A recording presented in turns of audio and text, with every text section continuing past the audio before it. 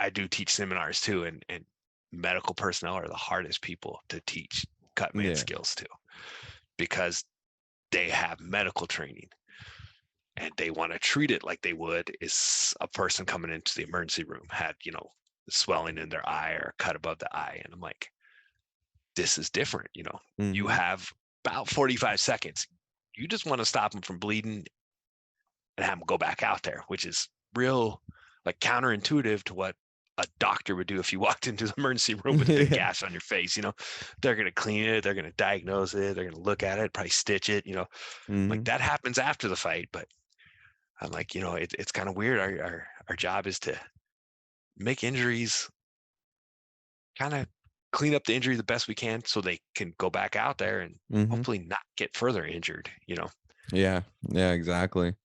Yeah, man, I'm still excited to eventually actually get a fight in. I've always been kind of inconsistent because I've never had enough time to like consistently train MMA. But once I get like, I feel like if I could dedicate like a good solid 3, 4 months of just consistent 4 or 5 days of training, I could probably do pretty good. And I'd be able to go in, get that experience because it's like to experience the adrenaline dump firsthand, to experience what it's like to be put in those high intense situations where it's like it's a question of nothing but sheer grit, toughness, and willpower, and whether or not you could determine or just like understand like what could go through a fighter's head when they're dealing with a cut above the eyebrow and it keeps coming down, coming down. How are they coping with it? What adjustments they're making and everything. Like you can only get that knowledge, you can only get that ability to like calm down this stuff like, just by experiencing it firsthand. Yeah, exactly. I agree. I mean, you can read about it, you can listen to interviews, you can watch it, but until you're there, it's. I still remember the first fight I worked as a cut man, and we're best seats in the house. Like, we're real close to the ring, and I'd never been that close to an MMA cage before, and a guy got took down with a huge, like, double leg. Ooh. And just the impact that I felt, I was like, "Oh my god!" So, like, that guy got thrown. Like, I was like, Yeah.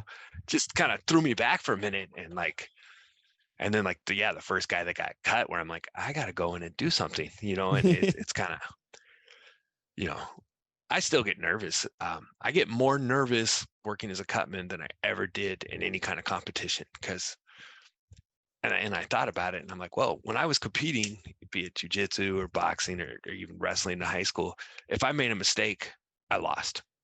Yeah. It's on me. If I make a mistake now, that might cost that guy the fight. So I like to think, it's. I feel honored that these fighters and coaches and promoters and stuff have that faith in me, and Yeah. that I can rise to that pressure, which is, when I think about it, I'm like, this is really cool. These people believe in me that much that, they're willing to put this, themselves out there for me. And I'm like, that's a real privilege. Yeah. Even though I get nervous, my wife hates fight days at the house. I'm pacing. I don't eat, like, I can't sit still. She's like, well, why don't we watch a movie? Take your mind off. I'm like, no. And once I get to the venue, we get in that locker room area, and it kind of all washes away, and it's like, okay, game time, let's do this. But that build up to it is just, it drives me insane sometimes, where I'm like, I'm triple checking my bag. Okay, do I got my scissors? Do I got enough this? Do I got all the things I need? Hmm.